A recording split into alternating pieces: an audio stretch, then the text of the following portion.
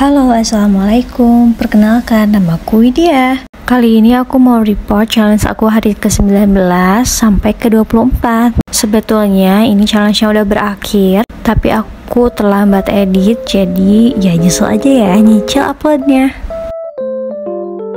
Dimulai dengan challenge ke-19. Pertama-tama aku bikin kopi dulu biar segar gitu menjalani hari. Siapa yang suka bikin kopi juga? Sambil menikmati kopi, mari kita lanjutkan ke challenge-nya. Challenge-nya itu menyampaikan perasaan kepada suamiku. Karena aku ini orangnya sebetulnya jaim banget, termasuk ke suami, jadi aku sampaikan melalui pesan aja.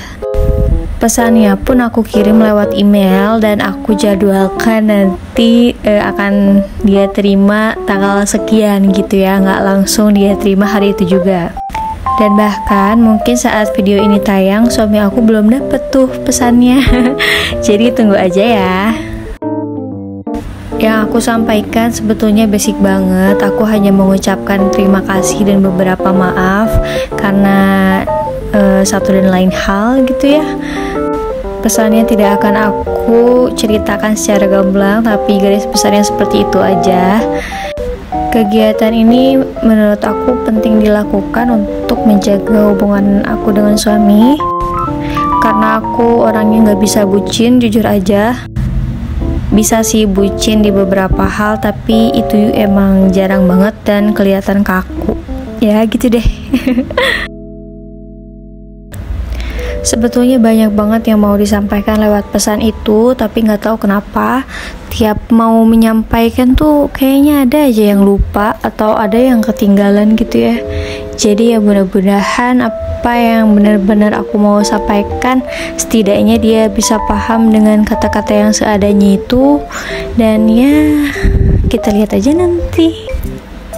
Kadang daripada bicara langsung, aku lebih suka kayak gini karena selain khawatirnya nggak ada waktu lagi, tapi juga pesan aku nih bisa dibaca terus menerus sama dia, walaupun suatu saat nanti mungkin aku yang duluan nggak ada.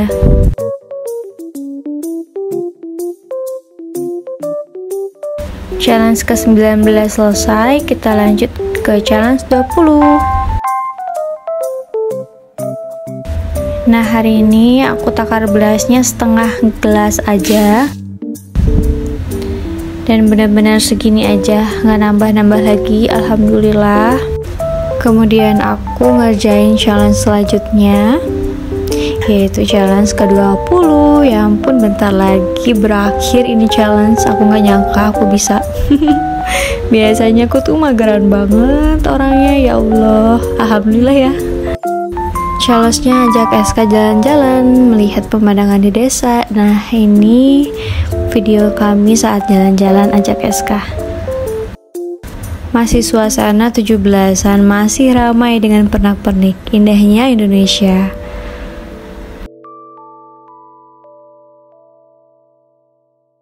Kemudian challenge ke-21. Challenge-nya mencatat film atau buku apa saja yang ingin aku tonton atau ingin aku baca. Membaca adalah hal yang sangat aku rindukan, dan sayang banget sampai saat ini aku tuh belum terbiasa untuk membaca di handphone. Jadi bener-bener pengen banget rasanya pinjem buku lagi ke perpustakaan, tapi gara-gara pandemi kayak gini beberapa perpustakaan yang dekat tuh tutup dan bahkan mereka nggak buka sama sekali. Jadi ya aku masih bingung sih akan pinjem buku dari mana. Aku cari referensi bacaan aku dari internet. Pertama-tama aku cari dulu topiknya aku pengen apa, dan nanti akan muncul beberapa judul beserta sinopsisnya. Ada juga kok beberapa orang yang udah review buku-buku itu dan aku masukin list juga. Tapi tetap bukunya aku nggak tahu harus pinjam di mana. Untuk teman-teman yang tahu pinjam online di mana, boleh kasih tahu aku ya. Beres ngerjain challenge-nya, aku bikin dulu milk tea ala-ala. Aku suka banget bikin kayak ginian, dan suatu saat nanti kalau udah punya rumah, aku pengen punya spot kayak mini cafe gitu. Jadi aku bisa berkreasi tentang minuman-minuman yang aku suka. Doain ya rumahnya cepet-cepet ada. Meskipun ini milk tea buatan rumah ala aku, tapi rasanya nggak jauh dengan milk tea yang ada di mall-mall itu loh. Kalian wajib nyobain kalau bertemu ke rumah aku bikinin. Lanjut challenge ke-22. Di sini aku maskeran dulu cuy biar enjoy. Dan alhamdulillah banget berkat berasnya dikurangin dan aku minum dari setiap saat. Jadi jerawat aku kebantu banget cepet keringnya dan gak balik lagi, alhamdulillahnya sih itu ya. Nggak tahu kalau nanti haid kayaknya bakal ada lagi, tapi nggak akan separah kemarin aku rasa. Maskerannya masih pakai yang kemarin karena masih awet banget, nggak tahu kenapa padahal aku rutin maskeran. Alhamdulillah aja deh ya. Jadi budget untuk perawatannya bisa dialihin ke yang lain. Sambil maskeran, aku juga ngerjain challenge-nya. Challenge-nya itu menghubungi adik aku dan menyampaikan apa yang aku rasakan.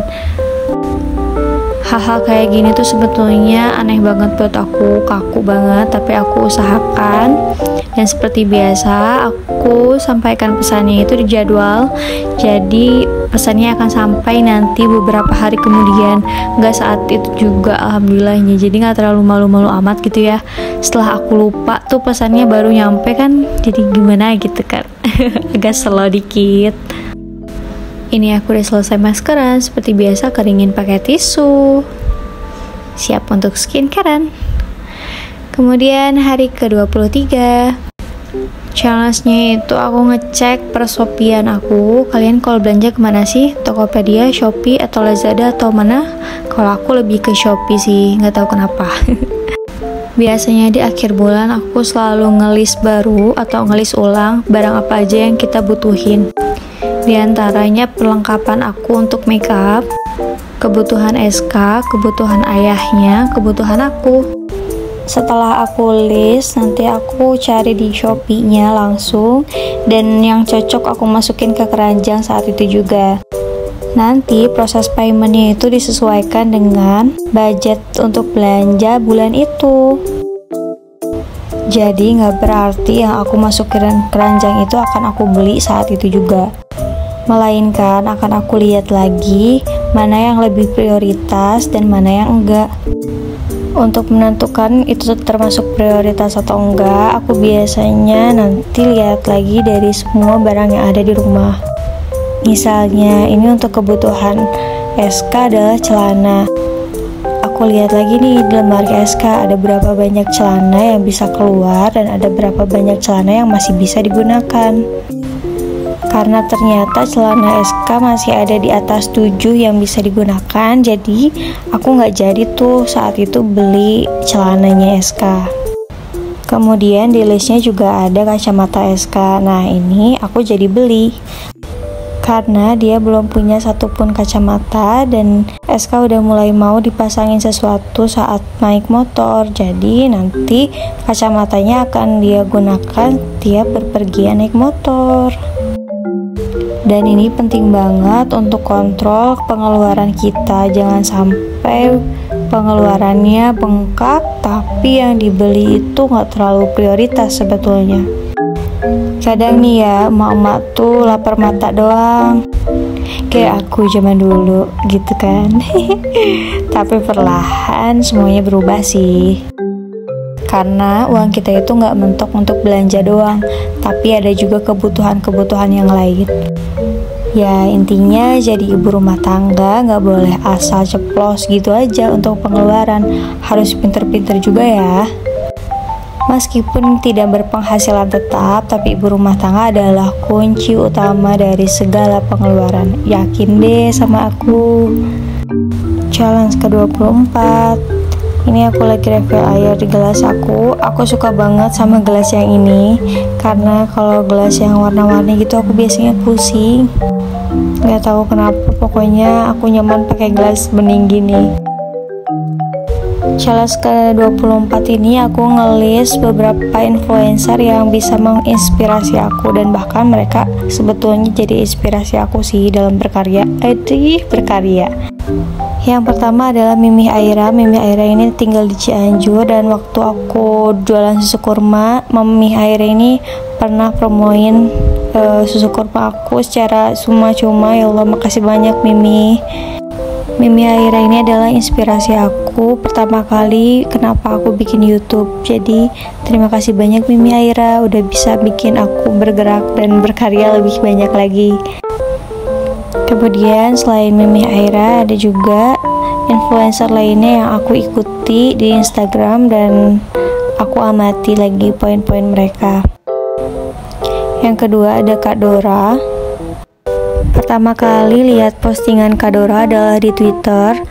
Kak Dora rajin banget sharing atau review tentang penginapan-penginapan. Begitu aku lihat profilnya, ternyata dia suka banget bikin thread di Twitter gitu. Dan yang bikin aku ngefans adalah cara Kak Dora untuk mengatur keuangan dengan pemasukan yang waktu itu masih pas-pasan. Ibaratnya Kak Dora itu sangat merefleksikan apa yang aku rasakan saat itu sih. Orang baru nikah yang kebingungan untuk ngatur uang dan punya kebutuhan yang banyak. Jadi ya dengan threadnya Kak Dora itu alhamdulillah banget aku kebantu untuk mengatur uang dengan baik dan sesuai dengan kebutuhan aku. Kemudian influencer selanjutnya adalah Kak Ceni. Pertama kali aku tahu Kak Ceni itu di YouTube yang kosan makeover gitu deh yang dekat UPI. Karena waktu itu kan aku juga ngekosnya dekat-dekat UPI dan berharap sih bisa ketemu Kak Ceni gitu ya, tapi ternyata udah lulus cuy akunya, jadi akunya berhenti ngekos dan nggak sempet deh dekor-dekor kontrakan.